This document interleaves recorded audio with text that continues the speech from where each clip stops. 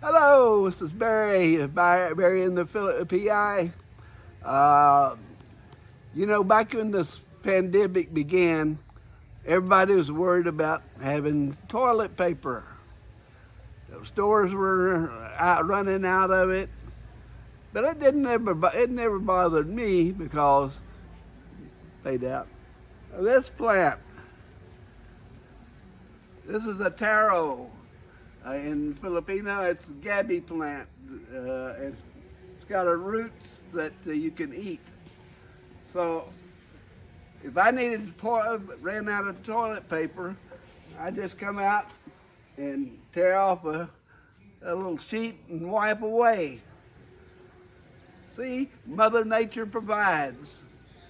All right, today's video is going to be about why Maida and I decided to move back to the Philippines now. All right, we'll be right back with that.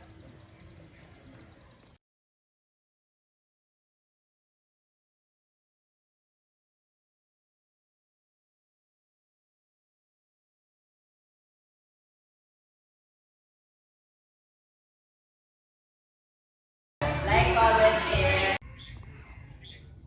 Hello, it's Barry.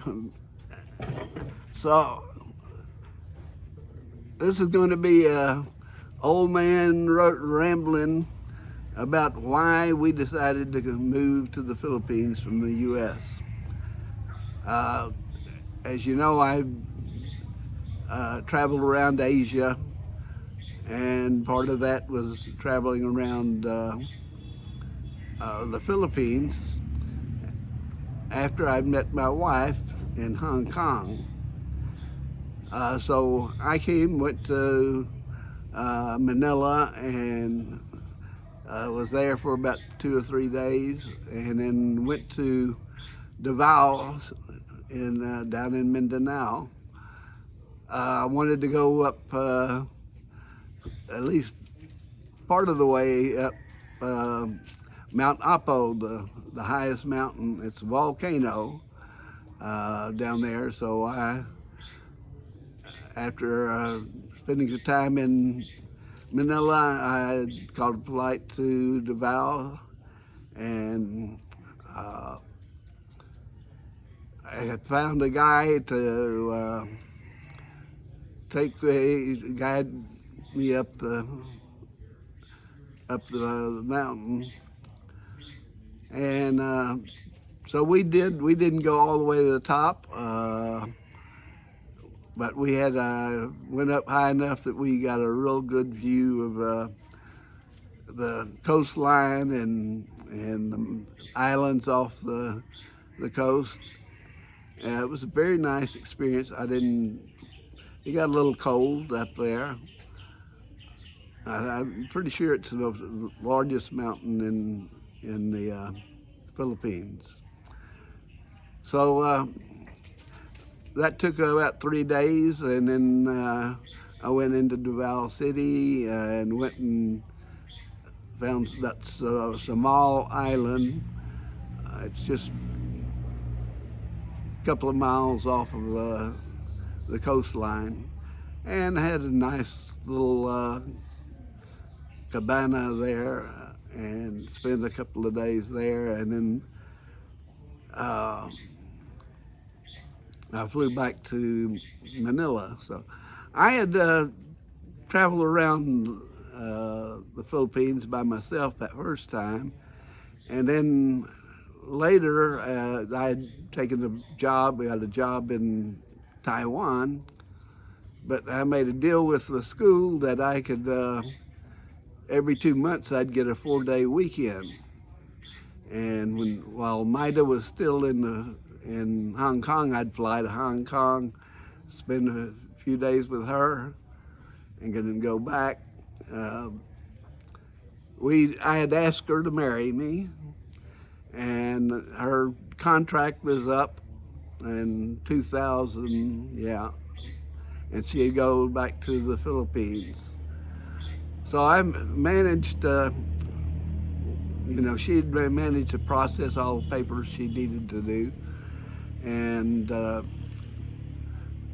so I flew in there on a Friday morning, and we had to rush to the Das Marinas City Hall to file for marriage and to schedule the first day that we could go get married, which was 2 weeks later.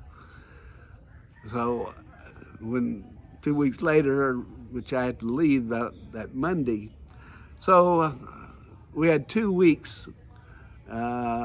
We did our honeymoon then, and we went to Iloilo, where one of our daughters lives still.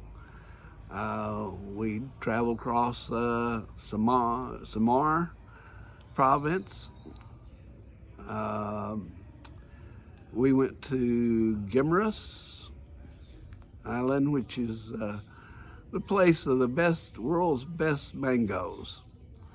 And that was really good. We spent a few days there.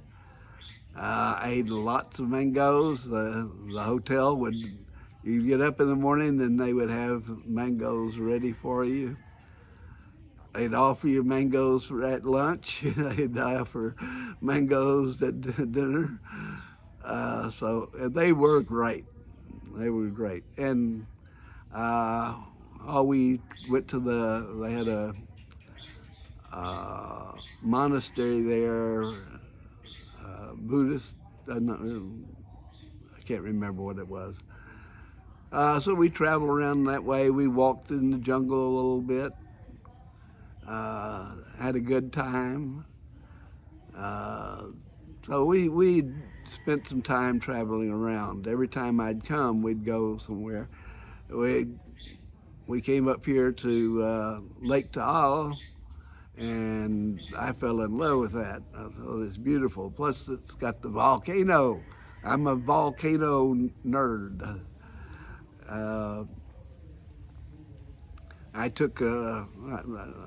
I've had a lot of geology classes when I went to the university, and I'd worked on some projects, research projects with geology students, grad students. So I really like the Philippines. I fell in love with the Philippines. Most people that get to travel around here love the Philippines too. So I tried to figure out ways that I could just we'd get married and stay here. But and we actually, when I finally left Taiwan and came back, flew back here to Manila, and Maida and I went up to Angeles City, and we rented I had to say a little money saved up, and we rented a house. I was trying to figure out on my limited budget how we could stay and settle down. Our daughters moved into the house with us. It's kind of extended daughters. Our niece and cousin, and Aiko, our daughter. Anna Lynn was still in. Our other daughter, an older daughter, is still living in Iloilo. So we settled in there, but I checked around on maybe a bar or a restaurant or something like that we could operate, but I just didn't have enough money. So after about 4 or 5 months, I decided I'd go back to the U.S. and find a job and I'd petitioned to bring Maida over here, over to the U.S. And so I left and went back. I went to Austin. Austin School District I couldn't get anything there. I did get a temporary job with Pearson Education as a scorer of the state examinations that every student has to pass. And I scored those. That lasted about 6 months. And then my old friend, I called my old friend Bob on the Navajo Indian Reservation, said, I'm back, and I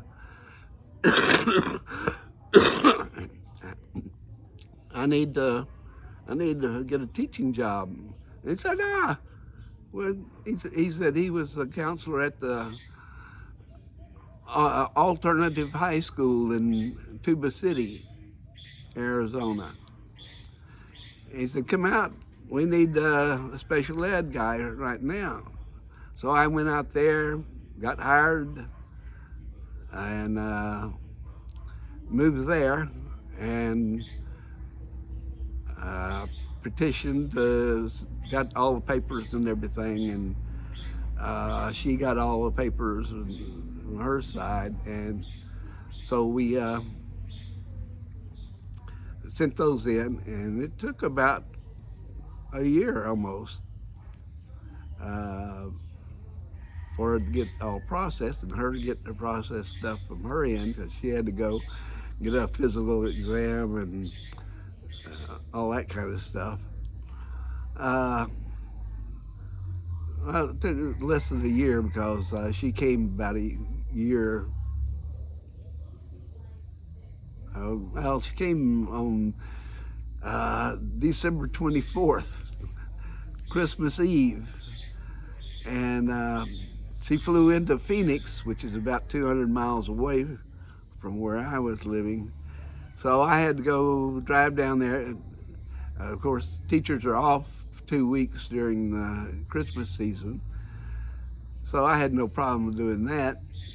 And so I drove down to Phoenix, and which is the nearest place any planes fly to other than private planes.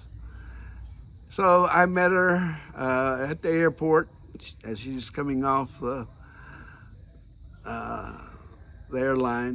airplane, and she got through and got in my car, and we headed up north. You know, Arizona, the northern part's a lot higher than the southern part.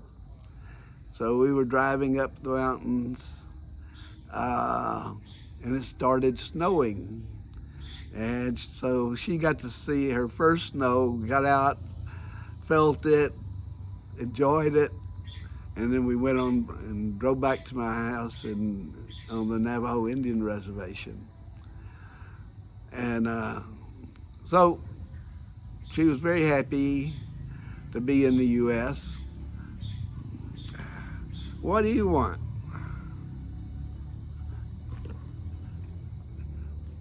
Here's old ugly Butter.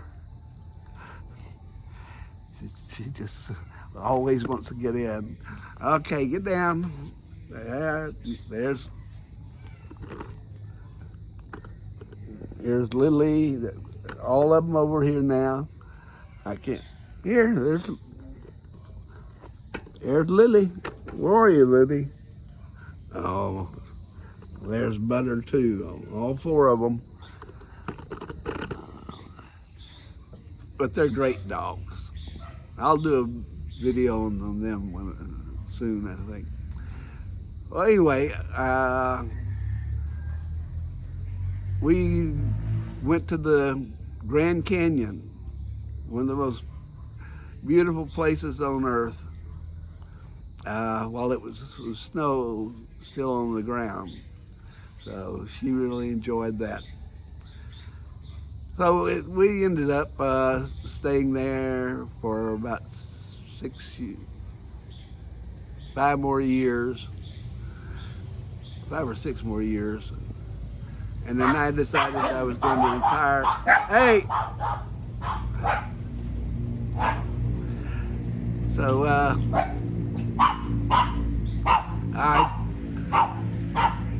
I decided I was going to retire from teaching. I was 60 something years old, 65 or something like that. And then I had applied. I said, you know, maybe let me just see if I can get a job with national parks or something like that. So I typed in my resume in the computer, and voila, I got a call from Chincoteague National Wildlife Refuge, Fish and Wildlife Service, GS7 park ranger position.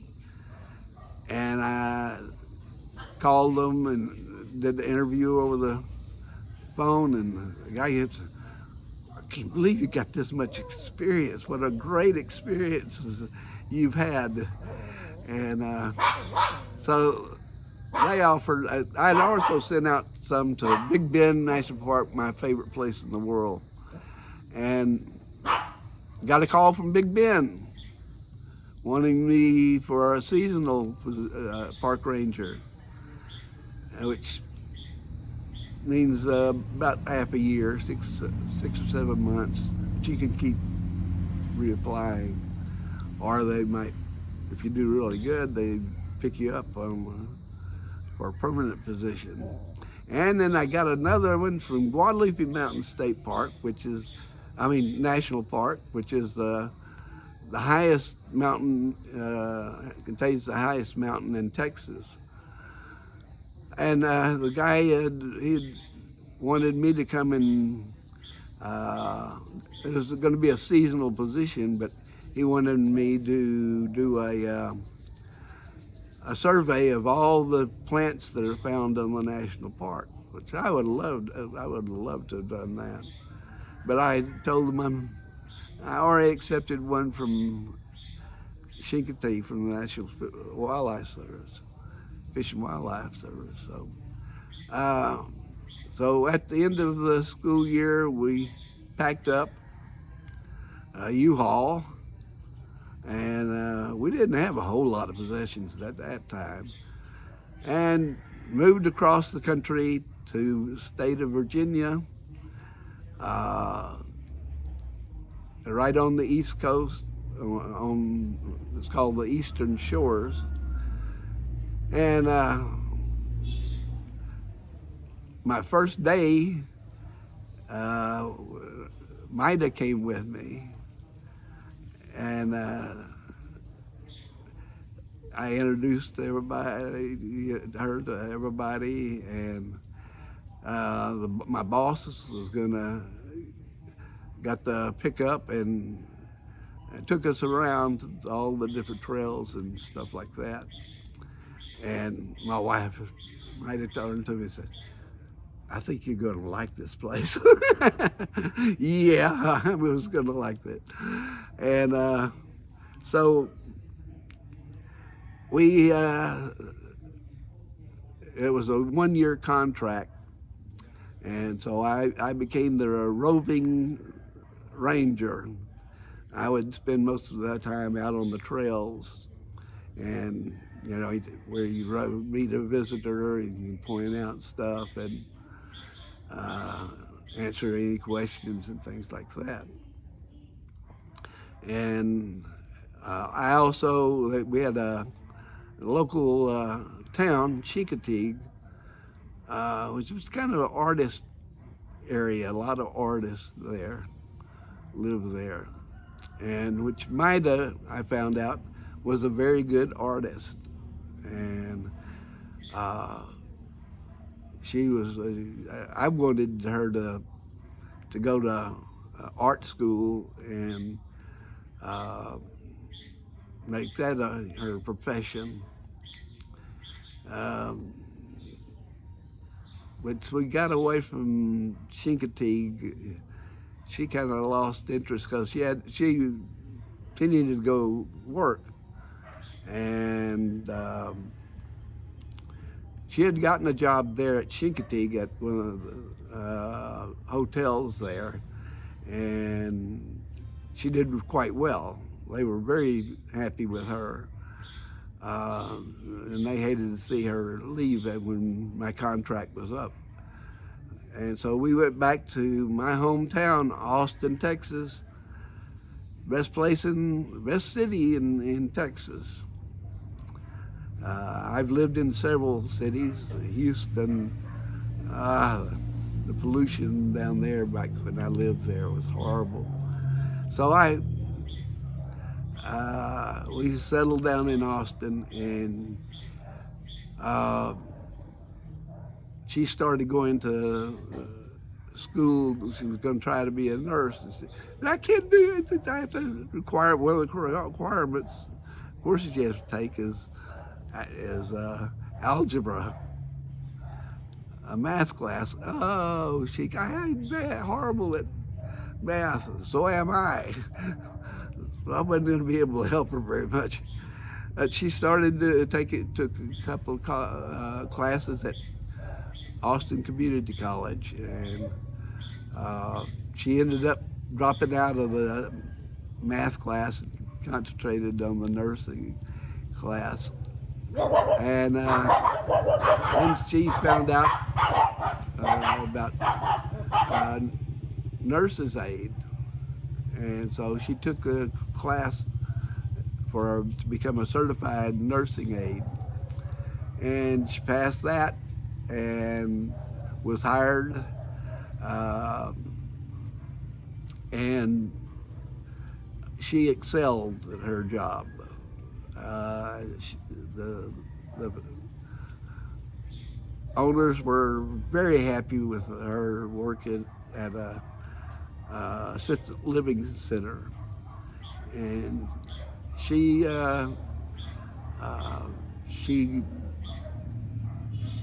took another class to be a certified medication aide, and she did pass that, and they hired her. They moved her up to medication aide. Everywhere she worked, she got excellent reviews from both her bosses and from her fellow workers. And then she went, when we moved, we were living in apartments when we first moved back. And I was paying as much money to the apartments, I could buy a house. So I said, yeah, let's go buy us a house. And we did, and it took us a couple of months to find one in our price range that was really nice. And we bought that house, and over the years we fixed it up, remodeled some stuff, got rid of the carpeting and put in hardwood floors. We planted our yard. We xeriscaped it, made it real, lots of different types of wildflowers and stuff. And we did that. We'd travel every summer. We'd go around. We went back to Arizona. Camped out there. Went up to Utah, all through Utah. Would y'all stop that? Hey, Apollo. I should have brought the zapper. Anytime anybody drives by or walks by, that's what we get. But they're guard dogs, which we live out here in kind of in the middle of nowhere, and so we need those. And they're doing a good job. people don't come in that door, try to come in that door unless we're out there with them. Even Apollo scares a few. So we had been talking all along about moving back, going back. We wanted to make sure that Maida had contributed enough years into the Social Security system so that she'll be able to get that. And finally we just said, let's go back. Let's go back to the Philippines. We'd been one time in 2014, we'd gone to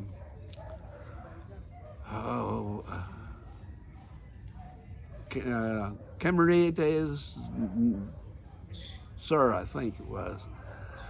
We wanted to, I wanted to go to some of the places that the